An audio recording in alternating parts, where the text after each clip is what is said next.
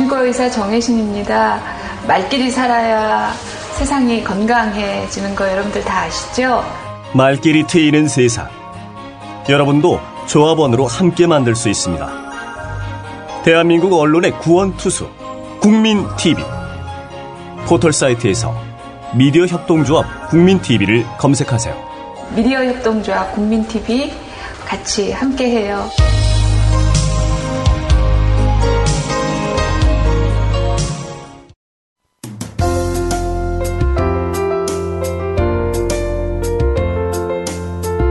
정직한 관찰, 따뜻한 대화, 국민TV 라디오 시사 프로그램 정운현의 타임라인과 함께하고 계십니다.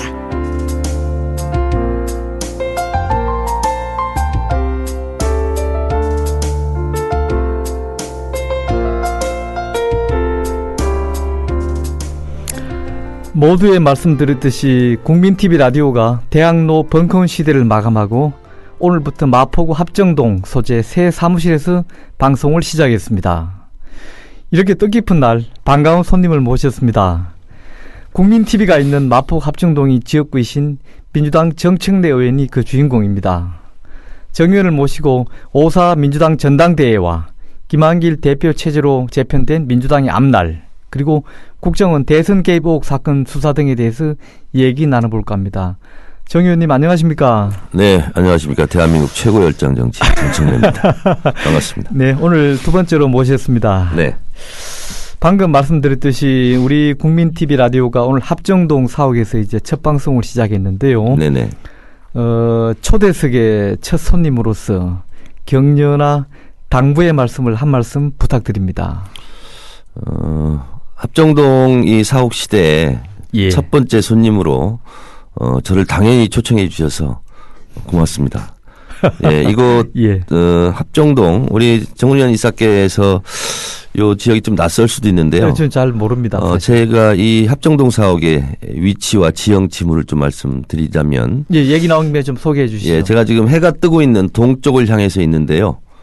이 사옥의 동쪽에 바로 앞에 1시 방향, 바로 앞에 건물이 바로 노무현 재단이 있던 건물입니다. 아, 그래요? 예, 한명숙 총리가 검찰에 소환되었던 그 건물이고요. 그 방향 건너편에 여러분 망원시장의 합정동 홈플러스 반대운동을 기억하실 겁니다. 까가 아니라 다네요. 기억하실 겁니다. 그 합정동 홈플러스 얘기됐던 그 홈플러스가 바로 입주해 있는 메세나폴리스 그 30층 높이의 건물이 있고요. 그리고 2시 방향으로 합정동 노타리가 있습니다. 그렇죠. 그리고 제가 정면으로 바라보고 있는 동쪽에서 북쪽 방향을 보면 여기 이 사옥이 지금 9층인데요. 바로 아래에 무상급식의 모범이라고 할 수 있는 성산초등학교 운동장이 보입니다. 예, 바로 밑에 발 아래 보입니다. 예, 거기서 합정 조기축구회 회원들이 축구를 하고 있고요. 예, 이 시간에? 마쳤습니다, 지금. 아, 그렇습니까? 예, 6시 되면 이제 축구를 하고 있습니다. 그리고 뒤쪽으로 동쪽에서 이제 서쪽 방향이죠. 그쪽으로 이제 합정동, 망원동 그리고 한강을 끼고 있습니다. 그리고 이 사옥의 3시 방향으로 약 500m 정도 가다 보면 절두산 성지가 있습니다. 그렇죠. 양악인 외국인 묘지. 예, 근데 이 절두산 성지가 또 예사롭지 않은 지역인 곳이 한강이 유유히 흐르다가 서쪽으로 빠져나갈 때 경사가 급하게 꺾어집니다. 그리고 소용돌이가 칩니다. 이렇게 기가 센 곳이라고 그럽니다. 그 앞이요? 예, 그렇기 때문에 아마 그런 인연으로 절두산 성지가 바로 거기에 위치하지 않는가 이런 생각을 하고 있습니다. 따라서 이 합정동 사옥을 참 잘 골랐다. 여기는 용솟음 치는 기운과 그래요? 그리고 무엇보다 중요한 것이 바로 건너편에 길 하나 건너편에 콩나물 국밥집이 있습니다. 노란색 간판으로 돼 있고요. 거기가 4,000원 정도 하는데 장사가 잘 되는 곳이고요. 맛은요? 맛이 아주 좋죠. 그래요? 그리고 그 콩나물 국밥 건물 바로 뒤에는 부동산이 하나 있고 그 뒤에는 바로 제일 중요한 장소입니다. 저로서는. 뭔데요? 2, 3주에 한 번씩 가는 제 전속 미용사가 있는 미용실이 있습니다. 아니 진짜 지역 의원답게 손바닥처럼 깨고 계시군요. 네, 그렇습니다. 이야, 네. 그러니까 아주 이 우길승천하는 기운을 타고 있는 이 합정동 사업 국민TV 성공을 기원하겠습니다. 부디 그렇게 되었으면 좋겠습니다. 네. 자, 이제 본론으로 들어가죠. 지난 토요일 날 민주당 5사 전당대회가 열렸습니다. 네네. 김한길 의원이 대표 최고위원으로 선출됐는데요. 뭐 어느 정도 예상은 됐던 일이긴 합니다만은 이번 전당대회에 대한 총평을 당 소속 의원으로서 한 말씀 부탁드립니다. 세간의 평가는 예. 친노의 몰락, 친노의 패배 이렇게들만 보고 있는데 실제로 당 내부에서는 그런 의미보다는 실제로 김한길 후보와 이용섭 후보의 중량감의 차이, 제가 계속 지난번에도 말씀드렸습니다만, 예. 그리고 역량의 차이, 그리고 경륜과 경험의 차이, 그리고 위기에 빠진 민주당의 구원투수로서 투수의 구질과 그리고 이 투구 능력 이런 부분을 높이 평가를 한 것이지 굳이 친노와 비노, 주류와 비주류의 싸움이었다. 라는 측면보다는 저는 이렇게 개인의 어떤 역량의 차이로 좀 해석하고 싶은 부분이 하나 있고, 예. 물론 소위 말하는 친노라는 단어를 저는 별로 인정하고 싶지 않지만 그냥 세칭 친노와 주류가 그동안 2, 3년 넘게 당권을 장악하고 있었는데 총선과 대선에서 어쨌든 예. 승리하지 못한 부분에 대해서 이제 오랫동안 당신들이 당권을 장악하고 해봤는데 안 되니까 좀 바꿔보자. 네. 이런 심리, 이 두 가지 요인이 김한길 대표의 압승을 가져온 결과가 아닌가 이렇게 생각합니다. 네. 또 더 자세한 얘기 나누기로 하고요.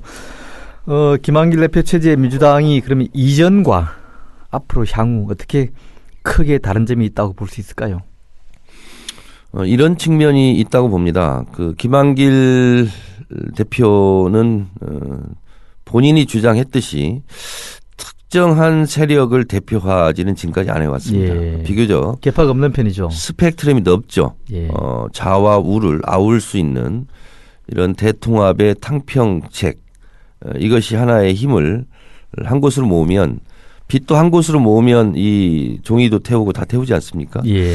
그런 것처럼 민주당의 다양한 스펙트럼을 한 곳으로 초점으로 모으는 그런 역할을 한다면 의외로 당의 위기를 수습할 수 있겠다 이런 생각이 들고, 또 하나는 김한길 대표를 가까이서 지켜본 사람으로서 예.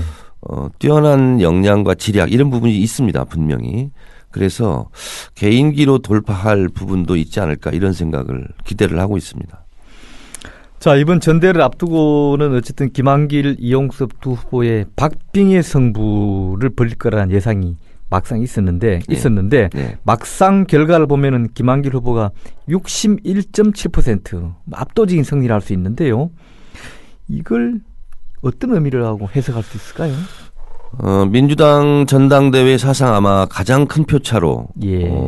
김한길 후보가 승리했고 이용섭 후보가 패배했을 꼽이죠. 예. 겁니다. 그런데 이 오세훈 서울시장 재선됐을 때 실제로 한명숙, 오세훈 여론조사 격차가 20% 이상씩 차이 나고 했는데 예. 실제로는 1% 차이도 안 거의 박빙이었죠. 진짜로 안 났던 박빙이었죠. 것처럼 이번에도 실제로 각종 발표되는 여론조사 지표가 거품이 많았다. 이런 게 있었고, 실제로는 저는 이거보다 차이가 더 날 줄 알았어요. 예. 그런데 언론에서 보통 보면 이렇게 양자 대결의 후보에서는 박빙으로 가는 것이 좀 더 재미있고 박진감 그렇죠. 넘치기 때문에 그렇게 부풀려서 조장하는 경우가 이번 경우였다 이렇게 좀 보고 있습니다. 그래서 저 개인적으로는 뭐 그렇게 큰 표 예상보다 빗나갔다 그렇게는 생각하지 않습니다. 예. 뭐 비노 또는 반노, 흔히 뭐 다른 말로 비주류, 당내 비주류 쪽에서는 이번 전대 결과를 놓고 친노에 대한 심판이었다. 뭐 이런 말도 하는데 그렇게 보십니까? 아까 유사한 얘기도 저는 하셨습니다만. 친노의 심판이라기보다는 지금까지 당권을 장악하고 당을 지배해왔던 그런 집권 세력을 한번 교체해보자. 그래서 당권 교체에 대한 열망 이런 부분이 제일 컸다고 봅니다. 예. 또 하나는 언론에서는 아무도 지금 쓰지 않고 있는 민주당 전대에 대한 분석을 제가 한 가지 내놓는다면 예. 정치공학으로 선거에 임했던 세력과 사람들에 대한 패배다. 이렇게 보고 있습니다. 예를 들자면 이용섭, 강기정 후보 단일화. 예. 이것은 다분히 정치공학적 접근이고 표를 갖고 있는 당원들에 대한 무시 이런 그런 부분이 얘기군요. 좀 있는 거거든요. 예. 내가 어거지라도 사퇴하고 이용섭 후보를 지지하면 나를 지지했던 강기정 지지표가 다 이용섭으로 갈 것이다 아, 예. 하는 이런 이제 이미 검증되어서 실패된 전략. 이 어떻게 보면 무모한 전략이거든요. 실제로 강기정 후보를 지지했던 지지자들의 절반밖에 이용섭 후보로 안 갔거든요. 아, 그래요? 예. 그래서 이러한 정치공학적 이전에 많이 써왔던 수법 예. 이런 것이 통하지 않았다는 거죠. 그리고 그것이 오히려 반감을 불러일으킨 측면이 있습니다. 나왔으면 정정당당히 끝까지 승부하지. 이용섭과 강기정 정책적으로 크게 뭐 이렇게 같은 점도 없고 그리고 같은 점이라면 왜 애초부터 아예 단일화하고 나오지 나온 다음에 안 될 것 같으니까 한 사람을 꺾기 위해서 이렇게 좀 나쁜 말로 하면 야합을 하냐 예. 이런 반발 기류가 좀 있어서 오히려 표차를 더 벌렸다 이런 측면이 하나 있고 또 하나는 최고위원 당선자들도 한번 면면히 보세요. 정치공학적으로 접근했던 분들은 실패했습니다. 아. 자, 1일한 신경민 후보는 어떤 정치 경력이라든가 경험 이것이 일천하거든요. 예. 그렇지만 1위로 당선이 되었거든요. 그래서 그분 신경민 후보를 저도 지지를 했지만 예. 어떻게 꼼수라든가 정치 공학이라든가 무슨 선거 역학 이런 부분에 기대지 않았거든요. 그리고 조경태 후보 같은 경우는 처음에는 다 최고위원이 안 될 줄 알았어요. 예. 그런데 가는 곳마다 표가 붙었거든요. 그분 부산에서 삼선하신 네, 조경태 분 아닙니까? 최고위원이 얘기했던 것은 딱 한 가지입니다. 내가 부산에서 5번 도전했는데 국회의원에 예. 첫 번째, 두 번째 떨어졌고 세 번째 당선됐고 네 번째, 다섯 번째 당선됐다. 예. 근데 득표율을 쭉 얘기를 했어요. 내가 부산에서 민주당 불모지 안 될 것 같다고 포기한 것이 아니라 끝까지 도전하고 나는 부산에서 민주당 깃발을 꽂았다. 예. 근데 난 지금까지 변변한 당직이 하나도 없었다. 이번에 나한테 부산에 가서 체면을 좀 살려달라. 예. 이런 것이 상당히 호소력이 호소력이 깊었어요. 있네요. 예. 이렇게 어떻게 보면 진정성으로 당원들에게 다가간 이런 조경태 의원이 2위를 했다는 것을 주목해 볼 예. 만하고요. 그리고 내가 떨어졌기 때문에 특정인의 이름을 거명하지는 않겠습니다만 민주당에서 20몇 년 동안 내 복무를 했고 예. 민주당의 지킴이로서 했다 하는 것을 강변했지만 실제로는 저는 이렇게 말하고 싶어요. 민주당을 20년, 30년 동안 지켜왔고 나는 민주당을 위해서 헌신했다. 라고 얘기하는데 과연 그러면 본인은 월급 받지 않고 일했는가? 과연 민주당만을 위해서 살았는가? 당원들이 이제 그건 다 알거든요. 예. 다 알죠. 민주당과 30년 영역을 같이 했다 그러는데 본인도 그러면서 혜택을 많이 받은 게 사실이거든요. 욕도 있지만 영도 있다는 얘기군요. 그렇죠. 그러니까 내가 예를 들어서 현대자동차에서 30년 근무하고 정년퇴직을 했다. 나는 나를 위해서 사는 것이 아니라 오로지 현대자동차를 위해서 내 한평생 뼈와 피와 살을 헌신했다. 이렇게 하면 배가 사람들이 있죠? 예. 과연 그랬을까 이런 생각이 좀 있는 거죠. 예.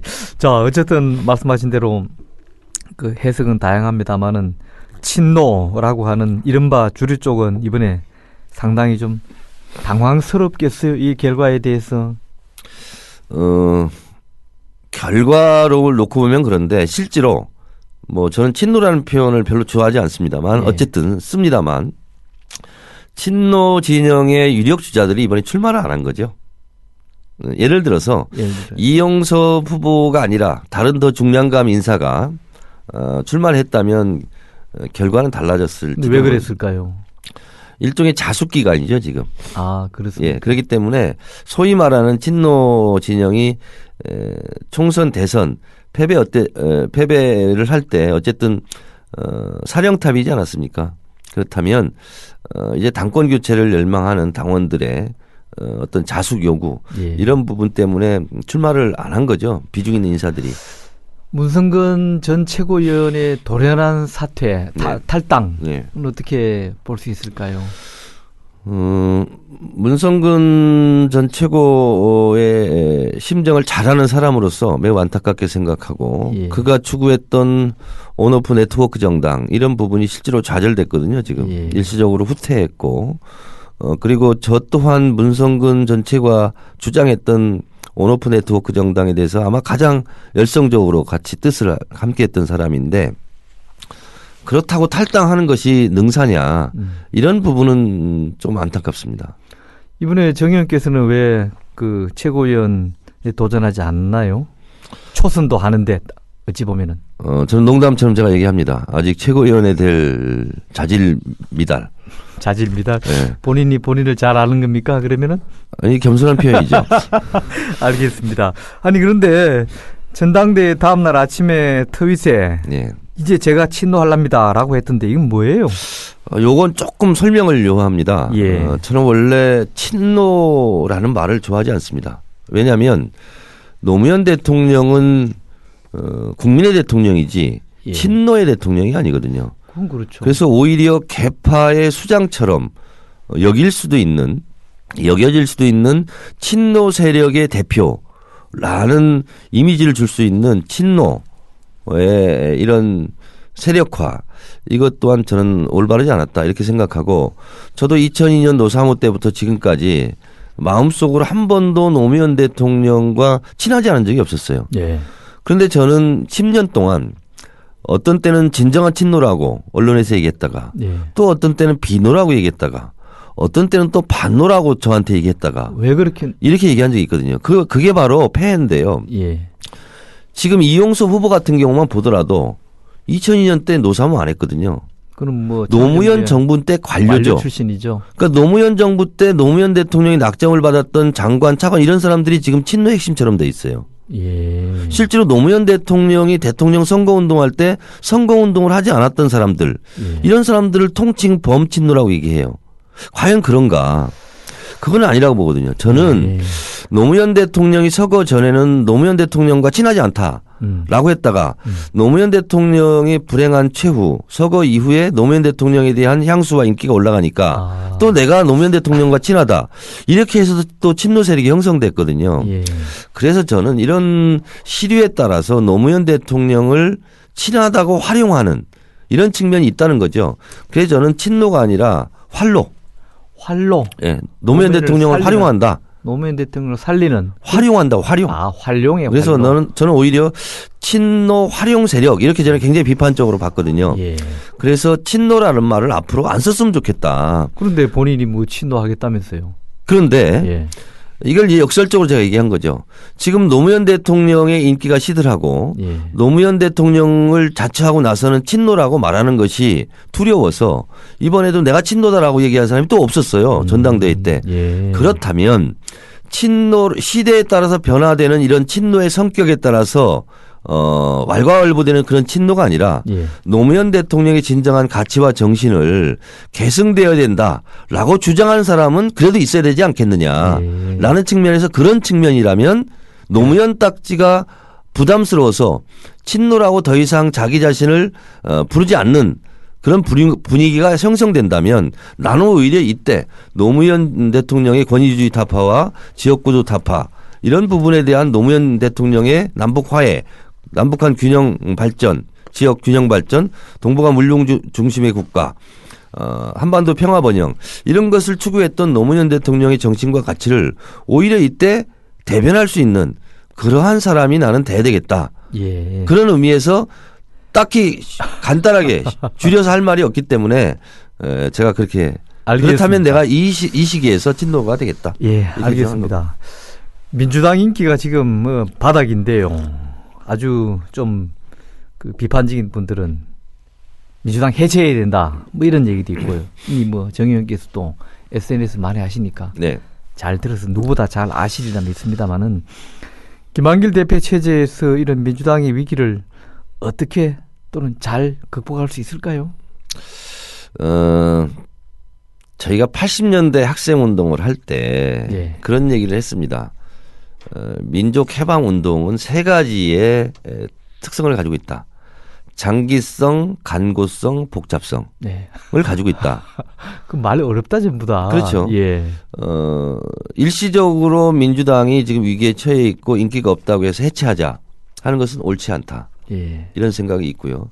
2002년 노무현 대통령도 지지율 14%까지 떨어지니까 후보를 교체하자. 이렇게 후단협이 나왔었거든요. 예. 근데 노무현 대통령이 그때 무엇라고 말씀하셨냐면 찢어진 민주당 깃발이라도 내가 그걸 들고 가겠다. 이렇게 말씀하셨거든요. 그리고 다시 치고 올라갔거든요. 그래서 지지도라는 것은 잘하면 올라가고 못하면 떨어져서 쌓인 곡선을 그리기에 마련이 있는데 일시적으로 지금 최저점을 찍는다고 해서 당을 해체하자 하는 것은 온당치 않다. 이렇게 생각을 하고 저는 민주당의 찢어진 깃발이라도 내가 들고 가겠다.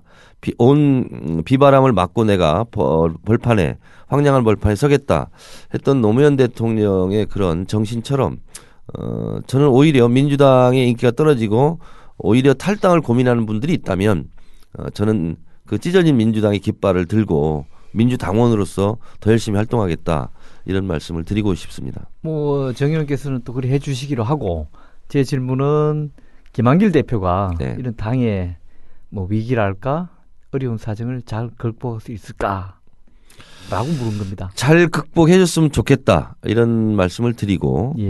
그리고 지금 이제 뭐 우리 사회자께서도 이제 안철수 신당 이런 것도 막 물어볼 것 같은데 뭐 천천히 물어볼 겁니다. 예, 그 김한길 대표가 취임 일성으로 이렇게 얘기했어요. 안철수 의원이 예. 신당을 만드는 것은 새누리당으로부터 표창장 받을 일이다. 예. 이렇게 얘기했어요. 그러니까 신당 창당은 우회적 표현이지만 상당히 강하게 비판한 거죠. 예. 독자 세력화라고 표현했습니다. 그렇죠. 정확하게. 그렇다면 민주당과 경쟁적 동지 관계다. 이렇게 말씀하셨어요. 그것은 뭐냐면 민주당이 더 커지고 넓어져서 예. 안철수 의원과 함께 할 수 있는 그러한 틀을 만들겠다 하는 의지의 표현으로 저는 해석하고 싶습니다. 예. 그런 면에서 어찌됐든 새로 출범하는 김한길 호가 기존과는 좀 다른 게 있어요. 김한길 대표도 처음 대표가 되는 거고 최고위원도 다 처음 되는 분들이에요. 그리고 그러네요, 다 진짜. 새로운 인물입니다. 예. 그렇기 때문에 지금까지의 전당대회보다는 민주당의 판을 한번 흔들어 볼 수 있는 그런 지도부가 구성됐기 때문에 한번 합심 노력해서 기대해 볼 일이다. 이렇게 생각하고 있습니다. 예. 뭐 안철수 의원 얘기가 자연스럽게 나왔는데요. 안 의원의 향후 행보에 대해서는 독자 세력화, 즉 신당 추진에 대한 얘기도 끊임없이 나오고 있습니다. 네. 뭐 누구도 미래의 일은 예측할 수 없겠지만은 그 가능성은 개인적으로 어떻게 보세요? 솔직히 잘 모르겠습니다. 김정은의 마음, 박근혜의 창조경제, 안철수의 새정치 이것이 현재 대한민국을 관통하고 있는 3대 불가사의라고 이야기를 하고 있는데요. 저도 잘 모르겠어요. 알았어요. 그러면 그걸 거전들 합시다. 네, 모르겠고 한 가지 분명한 것은 예. 지금까지 안철수 의원이 해왔던 방식대로 예. 나풀나풀 사푼사푼 고상하게 예. 새정치만 얘기해서는 그 새정치가 어떻게 보면 버드 폴리시 진짜 새 정치가 될 수도 있다. 새 정치. 예. 아, 그런 이런 생각을 하거든요. 그래서 제가 며칠 전에 트윗으로 이런 말 했습니다. 지금 헌정파계 국계문란 국정원 게이트가 터졌는데 예. 이거에 대해서는 한마디도 왜 안 하고 있느냐. 글쎄, 그거는 유력한 분으로서 입장 표명이 좀 필요해 보이죠? 남북관계 문제라든지. 하늘 아래 새로운 것은 없다라는 말이 있습니다. 그런 말이 있죠. 예. 갑자기 무슨 은하계에서 갑자기 외계인이 나와서 대한민국의 정치를 정리할 것이다. 이것은 기대하기 어렵거든요. 그렇다면 새 정치는 현실 정치의 안 좋은 면, 구태 정치 이런 것을 격파하면서 새로운 정치가 형성되는 거거든요. 근데 저는 대한민국 근래 들어서 97년 권영의 안기부장 사건 예. 이래로 15년 만에 처음으로 국가정보의 최고의 수장이 직접 개입된 이런 국기문란 사건이 발생했거든요. 이것은 제가 봤을 때는 최근 15년 한국 정치사에서 가장 구태스러운 정치, 안 좋은 악행이거든요. 이거에 대해서 한마디도 하지 않고 새 정치를 얘기하는 것은 예. 잘못하면 버드, BIRD. 발음을 어떻게 하죠? 버드. 자, 정의원, 이럽시다. 네. 또 얘기 계속 하십시다. 네. 국민 TV 라디오 시사 프로그램 정운현의 타임라인을 듣고 계십니다. 지금은 초대석 시간입니다. 네, 초대석에서는 민주당의 정청래 의원 모시고 얘기 나누고 있습니다. 자, 정 의원님, 얘기를 또 이어가죠. 네네.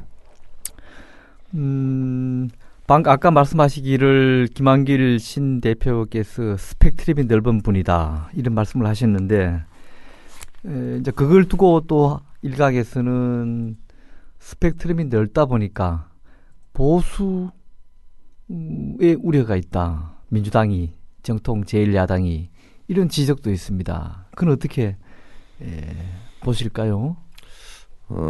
대한민국의 제1정당이거든요. 저는 저를 좋아하고 저를 존중하지만 민주당에는 진보개혁의 아이콘이라고 저 혼자 평가할지도 모르지만 정청래 같은 사람만 있으면 되겠습니까? 그래서 저는 어떻게 보면 정당의 다양한 스펙트럼을 모아낼 수 있는 그런 대표가 오히려 유연함에서 더 강함이 나올 수가 있겠다. 이렇게 긍정적으로 해석하고 싶고요. 다만 앞으로 남은 최고위원 3분 예. 그리고 뭐 사무총장 등 이런 당직 인선이 있을 텐데요. 한 가지 바람은 스펙트럼을 넘어서 제1야당의 정체성, 그것은 정부 여당이 잘못된 정책에 강하게 비판할 수 있는 그러한 세력 집단이어야 되거든요. 그래, 그런 분들이 전진 배치되었으면 좋겠다. 예. 그리고 스펀지 같은 좀 부드럽고 어떻게 보면 좀 보수적인 분까지 어우를 수 있는 그런 분들도 곳곳에 좀 배치됐으면 좋겠다. 예. 그러나 전진 배치돼야 할 그런 당직은 공격수 위주로 좀 했으면 좋겠다. 왜냐하면 대표 자체가 좀 부드러운 이미지 아니겠습니까? 예. 그리고 성품도 또한 그러하고 그렇기 때문에 공격 라인, 포워드, 그다음에 미드필드 예. 이상은 좀 공격수로 화려한 공격력을 자랑하는 그런 분들로 좀 배치됐으면 좋겠다 이런 생각을 본인이 하고 좀 책임자라고 생각합니까? 저는 굉장히 적임자인데요. 저를 민주당에서 당직을 줄 정도로 아직 그렇게 견고한 정당은 아니기 때문에 그렇습니까? 네, 저를 감당하기가 좀 어렵죠. 아니 이제 말씀하신 대로 스펙트럼이 넓은 것은 긍정적인 측면이 있다고 봅니다. 네. 다만 지금 여당이 집권 여당인 새누리당이 이미 보수 정당 아닙니까? 물론 네네. 민주당에 대해서도 당의 뭐 정강이나 이런 것이 보수당이지 아주 뭐 진보 성향이라고 말하기는 어렵습니다만은 네. 집권 여당이 보수 정당이라면 제1야당은 꼭 좌경화 뭐 돼야 된다 그런 측면이 아니라 정책적으로 또 새로운 그 뭐라 그럴까요? 대안을 낼 수 있는 그런 정당이라면은 또 야당성을 가지기 위해서는 적절한 그런 비판적인 사안을 가지고 있어야 되는데 뭐 혹자는 새누리당 이중대다 뭐 이런 얘기가 나올 정도로까지 한다면은 이거는 좀 야당으로서의 정체성에 위기를 가져온 건 측면이 있지 않을까요? 저는 그런 지적입니다. 제가 이런 주장을 사실은 예. 10년 전부터 해왔는데 공개적인 장소에서는 제가 처음 주장합니다. 이 헌정사상 최초의 주장인데요. 뭡니까? 우리가 수학에 보면 1사분면, 2사분면, 3사분면, 4사분면 있지 않습니까? 있죠. 예, 열십자로 해가지고. 예. 민주당은 3사분면 마이너스 1, 마이너스 1 지점에 있어야 된다. 예. 이건 뭐냐면 정중앙에서 약간 왼쪽. 예. 그래서 아래 위중에서 약간 아래. 그래서 마이너스 1, 마이너스 1. 여기에 있는 국민들의 눈물을 닦아주는 그런 정당이었으면 좋겠다. 일반인의 기대도 대략 그럴 것 같은데요. 예. 그런데요. 그리고 새누리당은 지금 1사분면 실제로 1,1 이 지점에 있지 않습니까? 예. 약간 오른쪽 그리고 약간 위. 이 지점에 지금 새누리당의 지지표가 있는 거거든요. 예. 그럼 그 반대편에 마이너스 1, 마이너스 1 3, 4분면에 민주당이 위치해야 된다. 이것은 무슨 극좌라거나 좌파라거나 그런 글쎄요. 개념이 아니라 이념의 문제가 아니고요. 예, 더 많은 사람들이 더 많이 못 살고 있는 계층. 예. 그 계층의 중심에서 그분들에게 함께 하자고 손 내밀고 그분들의 이슈를 정치권에서 실현시킬 수 있는 그런 정당. 그래서 어떻게 보면 우리 정운현 이사께서도 이런 말씀 들어보셨는지 모르겠습니다. 2.0 세대, 예. 뭐 3.0 뭐 이렇게 들어봤는데 저는 예. 마이너스 1, 마이너스 1 정당. 이었으면 대신 좋겠다. 설명이 조금 필요하군요. 네네. 예, 그림을 네. 보시면 바로 이해되실 텐데. 그렇습니다. 그죠? 예. 그다음에 이번 전당대회에 앞서서 전당대회에서 대표와 최고위원을 뽑기 전에 당헌 당규 개정 작업을 했죠. 네네. 그게 눈에 띄는 게 이번에 신임 당 대표에게는 권한이 아주 집중돼 있어요. 네. 혹시 과도한 집중이라고 보지 않습니까? 지금 개정된 당헌 당규만 보면 그렇습니다. 아, 그렇습니까? 예, 그런데 역사를 좀 봐야 됩니다. 예. 지금은 대표 1인이 많은 권한을 행사할 수 있는 체제였는데 예. 그 이전에 지금 김한길 대표 체제 이전에 몇 년 동안은 예. 실제로 이제 소위 말한 집단적 지도 체제. 예. 다시 말해서 대표에 나갔다가 1등이 대표가 되고 2등이 최고위원이 되고 그 밑에 차점자가 최고위원이 했죠. 되고 이렇게 됐거든요. 그러다 보니까 대표의 권위가 없고 대표의 영이 서지 않고 당직 하나 임명할 수 없고 최고위원회에서 보이콧 해버리면 당대표의 권한을 행사할 수 없는 예. 이런 체제다 보니까 순발력과 기동력이 떨어지고 그리고 일사불란함이 없고 하다 보니까 어떻게 보면 민주당 지도부가 과잉 민주주의의 형태. 예. 그래서 중구난방 오락가락 그리고 말만 많고 실천을 할 수 없는 이런 체제였거든요. 그런 체제 속에서 성공을 했다면 이번에도 그런 체제를 뽑았겠죠. 그러나 아까 말씀드린 대로 민주당의 지도부를 형성했던 일정한 주류 세력들이 2, 3년간 당권을 잡고 실제로 총대선을 임해봤는데 예. 실패했지 않느냐 하는 것과 마찬가지로 집단적 지도체제가 실패하지 않았느냐 예. 하는 것에 대한 반전으로 그럼 좋다. 당대표가 많은 권한을 가지고 많은 책임을 지는 그런 당헌당규를 만들자 해서 이번에 어떻게 보면 당대표의 권한이 옛날 김대중 총재의 버금가는 예. 그런 막강한 권력을 가지고 그런 일사불란하게 한번 그런 움직여보자. 배경이 있었군요. 예, 이런 그러니까. 겁니다. 예. 예. 당내에서 그럼 충분히 논의가 된 것이죠. 전당대회에서 그렇게 통과된 예, 걸로 그렇습니다. 보이네요. 예, 그렇습니다. 예. 큰 이견이 없었습니다. 예. 어쨌든 이전 당 대표 시절에 그런 부족했던 것을 보완한 점이라면은 네. 그는 바람직한 측면이 분명히 새로운 있고요. 실험을 또 한번 해보는 겁니다. 예, 그렇군요. 예. 자, 민주당이 최근에 뭐 전당대회 이런 일도 있고 해서 바쁘긴 했습니다만은 그럼에도 불구하고 현재 우리 사회의 현안 이슈에 대해서 제대로 대응하지 못한다는 지적이 있는데요. 대표적으로 국정원 대선 개입 의혹 사건. 네. 이거에 대해서 물론 민주당 대의원대에서는 국정원 대선 개입 규탄 결의안도 내고 했습니다만은 뭐 정보의 소속이기도 하고 또 이 분야의 뭐 전문가시기도 한 정 의원께서는 현 상황을 어떻게 보고 계십니까? 매우 안타깝고 답답하고 미치고 환장하게 지금 보고 있습니다. 좀 더 구체적으로. 국정원 이제 특히 이 예. 하나의 변곡점을 마련한 것이 권은희 전 수서경찰서 수사과장의 양심 선언이 예. 있으면서 새로운 전기를 마련했다. 예. 이렇게 보고 있거든요.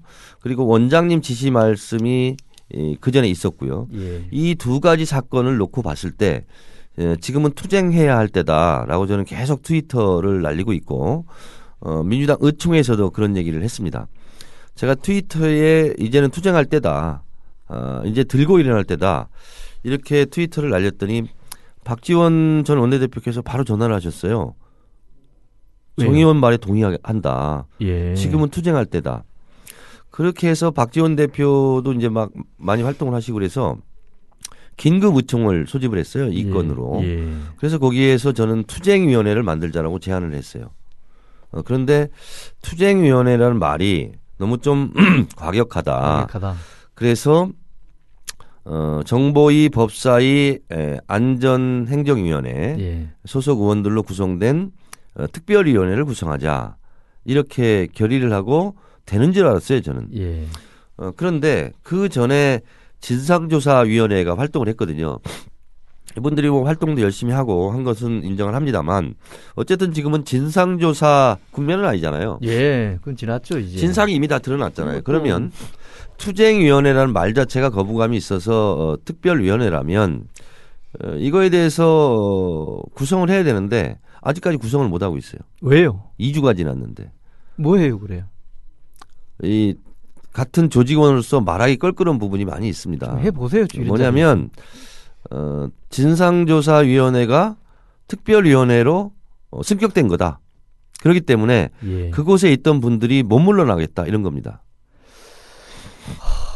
그러면서 큰 자리입니까 그게? 네, 그러면서 투쟁은 안 하는 거죠.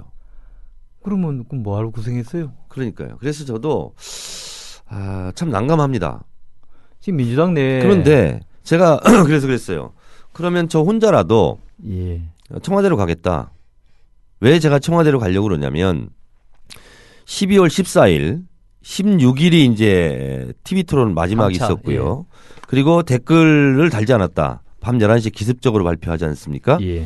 근데 14일 날 박근혜 후보가 이렇게 얘기합니다. 민주당은 구태 정치를 멈춰라. 국정원 이 사건이 터무니없는 것으로 밝혀진다면 문재인 후보가 책임져라. 네. 이렇게 얘기했어요. 근데 터무니가 너무나 많은 확실한 실체와 진실이 밝혀졌기 때문에 예. 이제 박근혜 후보가 책임져라 라는 겁니다. 그리고 16일 날 TV 토론에서 성폭행범이나 쓰는 수법으로 예. 국정원 여직원의 인권을 유린했다. 그리고 곳곳의 유세 현장에서 국정원 여직원은 무죄다. 이렇게 주장했거든요. 예. 근데 지금 유죄 취지로 발음이 잘 안 됩니다. 취지로. 유죄 취지. 유죄 취지로 예, 수사가 검찰에 송치됐거든요. 예. 그러면 이 정도가 됐으면 박근혜 후보는 국정원 사건으로 단 한 표라도 더 많이 얻지 않았겠습니까? 저는 지금 정도의 실체가 대선 전에 드러났다면 대선 결과는 바뀌었을 것이다. 역사는 달라졌을 것이다. 예. 이렇게 저는 생각하고 있습니다. 제 생각까지 뭐 잘못됐다고 국가보안법으로 또 구속시키면 안 되겠죠. 그게 뭐 국법법에 걸리긴 뭐 있나요? 뭐 국가원수 모독 뭐 내지는 뭐 이런 걸 수 있죠. 아, 근데 그래요? 어쨌든 예, 어쨌든. 그래서 저는 민주당이 의원들이 지금 프랜카드 들고 피켓 들고 박근혜 후보가 책임져라. 기본으로 사과는 해야 되지 않느냐. 예. 그리고 원세훈 전 원장은 당장 구속 수사해라. 예. 김용판 전 서울경찰청장은 구속 수사해야 된다. 예. 하고 청와대 앞에 가서 저희는 국민의 절절한 목소리를 담은 것을 전달해야 된다. 이렇게 주장하고 나 혼자라도 하겠다. 예. 근데 이제 정청래가 하면 다른 의원들이 따라하는 심정이기 때문에 동력이 떨어지니까 자중자애하라. 아, 그럼 하고 저도 지금 못 하고 있어요. 지금. 같이 하든지요, 그러면. 그러니까요. 그럼 정 의원 혼자라도 하세요. 그래서 지금 혼자 오늘에도 가려고 그랬더니 예. 또 박근혜 대통령이 지금 미국 가 있어요. 그게 또 그렇죠. 모양새가 안 좋다. 또 다른 어제 전당대회 때 예. 몇몇 초선 의원들한테 제가 제안을 했어요. 월요일날 가자 했더니 그러면 또 대통령이 외교를 하고 있는데 청와대 앞에 가서 그러면 또 소금 뿌리는 것 같아서 그래서 참 이러저러한 것이 좀 많이 걸리긴 한데 어쨌든 하루빨리 민주당은 이 박근혜 당시 후보의 발언에 대해서 책임을 물어야 됩니다. 근데 이걸 안 하고 있어요. 또 한 가지 우리가 놀라운 사실은 예. 12월 16일 날 밤 11시에 기습적으로 국정원 여직원이 무죄다. 댓글을 단 적 없다. 이렇게 기습적으로 발표했는데 예. 그날 발표하기 전날 발표하는 날 12월 16일 낮 12시 김무성 총괄본부장이 기자들과 오찬에서 아마 오늘 중으로 발표할 것이다. 그리고 별 일이 없을 것이다. 이렇게 얘기했고요. 발표 20분 전 박선규 대변인과 진성준 대변인이 TV 토론하는데 예, 토론에서 10시 40분에 아마 오늘 중으로 밤 10시 40분에 오늘 중으로 발표할 것이다라는 것은 오늘이 1시간 20분밖에 없어요. TV 토론 화면이 SNS에 돌아다니더라고요. 그렇죠. 예, 그리고 나서 20분 후에 발표합니다. 그럼 그 서로 짰다는 얘기입니까? 뭡니까? 짜고 치는 고스톱이라고 밖에 해석할 수 없습니다. 예. 그리고 그 다음 날 국정원은 국정원의 무죄가 밝혀졌고 민주당에 대해서 민형사상 책임을 물을 것이다. 이렇게 국정원이 공식 발표를 합니다. 예. 근데 그 국정원의 공식 발표도 그리고 밤 11시에 기습적으로 발표했던 경찰의 발표도 허위 이미 다 드러났지 않습니까? 예. 그렇기 때문에 이 허위 발표를 알고 있었느냐 아니면 짰느냐 아니면 그렇게 하도록 지시했느냐 하는 부분도 매우 중요한 수사의 하나의 방향입니다. 지금 검찰이 현 단계까지 봐서는 상당히 수사를 그래도 잘하고 있다는 평을 얻고 있을 정도인데요. 검찰 수사는 향후 어떻게 보십니까? 검찰 수사를 잘하고 있다라는 것을 속단하기 어렵습니다. 왜냐하면 현재까지는요. 현재 수사 과정은 예. 수사의 속도는 긍정적으로 볼 수 있으나 예. 수사 발표 내용은 아직 모르지 않느냐. 물론 그야 그렇죠. 뒤는. 그렇기 때문에 예. 저는 수사를 속전속결로 하고 압수수색을 하고 국정원까지 압수수색을 했다는 것은 평가합니다. 예. 근데 여기서 우리가 매우 중요한 디테일한 걸 하나 봐야 됩니다. 국정원은요. 예. 국가의 특수기관 시설이기 때문에 실제로 검찰이 법원으로부터 압수수색 영장을 받는다고 해서 곧바로 스트레이트로 들어가는 게 아닙니다. 압수수색 영장이 있다 할지라도 국정원 정문 앞에서 예. 국정원에서 문을 열어주지 않으면 못 들어갑니다. 그럼 뭐 다른 데도 문 안 열어주면 못 들어가죠. 그거야. 아닙니다. 뭐 탱크로 밀고 들어가나요? 그냥 어거지라도 들어가도 됩니다. 다른 기관은. 예. 근데 국정원은 그렇게 들어가는 것이 또 법을 어기는 겁니다. 아, 그럼 법이 규정이 되어 있습니까? 그렇습니다. 예. 따라서 현재 남재준 국정원장이 들어와라. 이렇게 해야 들어가는 겁니다. 그럼 법이 위에 법이라는 얘기는 기관이라는 얘기인데요. 그런 부분이 좀 있습니다. 그래서 다른 기관과 달리 국정원은 현직 국정원장이 오케이 사인을 내야 들어갑니다. 그래서 그게 어떻게 됐다는 얘기입니까? 그러니까 현재 남재준 국정원장이 압수수색을 자처했다는 거죠. 다시 말해서 예. 이게 묘한데요. 아, 그걸 그렇게 해석하고 있습니까? 그렇습니다. 그렇기 때문에 예.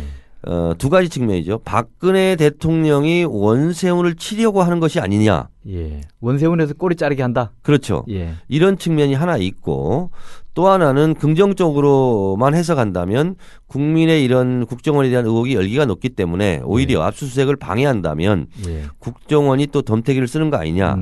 이런 측면 두 가지가 저는 다 있다고 봅니다. 예.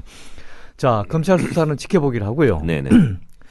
이런 수사가 국회 국정조사는 검찰 수사 같은 게 끝나고 나서야 가능한 것입니까? 병행도 가능한 것입니까?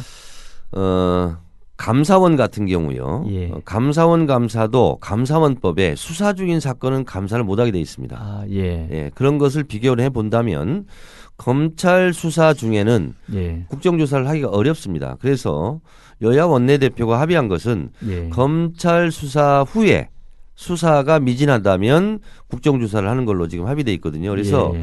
국정조사나 국정원 청문회를 우리 국민들께서 주장을 하시고 요구를 하시는데 그런 측면이 있다 좀 라는 것을 제가 말씀드리겠습니다. 지금 검찰 수사 얘기하다가 하나 더 덧붙이자면요. 검찰은 국정원의 댓글 활동이 방첩 활동의 일환으로 예전부터 이루어져 오던 고유의 업무인지를 가려내겠다고 하는데요. 원세훈 전 원장이 검찰에 불려가서는 내가 취임하기 전부터 해오던 일이다. 즉 국정원의 고유 업무다. 뭐 이런 주장을 한 셈인데요. 만약에 검찰이 이런 주장을 받아들이면은 이게 이상하게 끝나버리는 거 아닙니까? 받아들일 리가 없고 예. 받아들인다면 검찰 수사가 이미 잘못됐다는 겁니다. 그렇죠. 예. 그리고 국정원 1차장, 2차장, 3차장이 있습니다. 1차장은 해외 정보 파트, 예. 2차장은 국내 정보, 3차장은 오로지 대북 정보, 대북 그렇죠. 첩보거든요. 네, 북한이요. 그러면 국정원 지금 이 대북 심리전단 소속 국정원 직원들이 지금 국내에 있는 사이트를 통해서 예. 어떠한 대북 정보와 대북 첩보를 얻었는지 뭘 얻었겠습니까? 얻은 게 없어요. 저는 100번 양보해서 예를 들면 조선신보 사이트라든가 예. 무슨 조총련계 사이트에 가서 거기 가서 사이트 검색을 했다라고 했다면 차라리 그것은 그럴 수 있겠다. 예. 이렇게 생각을 하고 저는 인정하지 않지만 소위 말해서 국내에 무슨 이적단체라고 본인들이 예. 찍었던 그런 사이트에 가서 활동했다면 혹시 그래도 그럴 수 있겠다. 예. 하지만 깔깔대고 꼴깔대고 웃는 무슨 유머 사이트에 가서 유머 무슨 사이트에 대북 가서. 정보와 대북 청부가 있다는 겁니까? 그것은 말도 안 되는 말이고 제3차장 소속의 무슨 팀을 꾸렸다면 예. 국내 사이트를 보면 안 됩니다. 그러니까 제3차장 소속의 대북 심리전단을 꾸렸다는 것은 예. 그리고 오늘의 유머 보배드림 이런 사이트에 가서 봤다는 것은 대남 심리전이고요. 예. 그리고 정확하게 대선 개입이죠. 그런 의혹에서 벗어나려고 발버둥 치겠지만 그럴수록 더 늪에 빠질 것이다. 그리고 검찰 수사가 제대로 된다면 예. 검찰 기소장에 말도 안 되는 소리를 했으나 우리가 인정하지 않았음. 이렇게 쓰는 것이 맞다. 그 검찰 수사를 우리가 좀 기대를 가지고 지켜보고 있습니다만은 또 현 단계까지는 그런 대로 하고 있다는 평이 대세인데요. 네. 과연 검찰이 이 마무리도 그렇게 깔끔하게 할 수 있을까요? 지금 검찰도 뭐 총장이랑 취임한 지 얼마 안 돼서 어찌 보면 조금 그런 기계가 있다고 저는 보여집니다만. 이렇다고 봅니다. 예. 보통 우리가 대통령이 정치인들을 특별 사면할 때 꼭 끼워넣기를 하지 않습니까? 네. 여당 인사를 풀어주기 위해서 야당 인사를 모양새 맞추기 위해서 끼워넣는 것처럼 예. 이번 검찰 수사도 분명히 그런 부분이 있을 것이다. 그 비중이 9대 1이냐 8대 2냐 7대 3이냐 4대 6이냐 6대 4냐 5대 5냐 이런 차이가 있지. 분명히 저는 민주당이 이제 고발하지 않았습니까? 고발인 측 예. 아니면 국정원이 또 민주당을 고발하지 않았습니까? 예. 이렇게 피고발인 민주당 측 인사도 분명히 거기에 모양새 좋게 끼워갈 것이다. 저는 이렇게 하기 때문에 100% 민주당이 고발한 이 국정원 댓글 사건, 국기문란 사건에 100대 0 게임으로 승리할 것이다. 라고는 저는 보지 않습니다.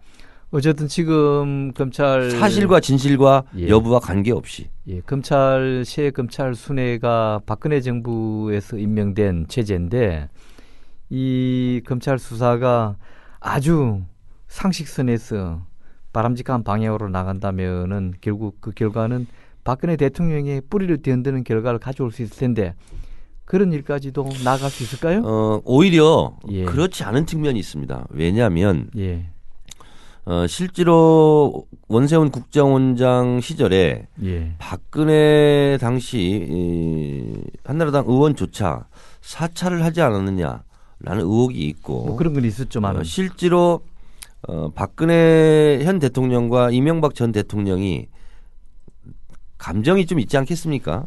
아무래도 좀 있지요. 그리고 이명박 전 대통령의 핵심 측근이었고 그리고 어떻게 보면 박근혜 대통령 입장으로서는 우리가 내가 국정원 도움을 받아서 대통령이 됐단 말이냐.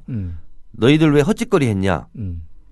라고 꼬리를 자를 수가 있습니다. 그렇다면 오히려 박근혜 대통령으로서는 손 안 대고 코 푸는 격으로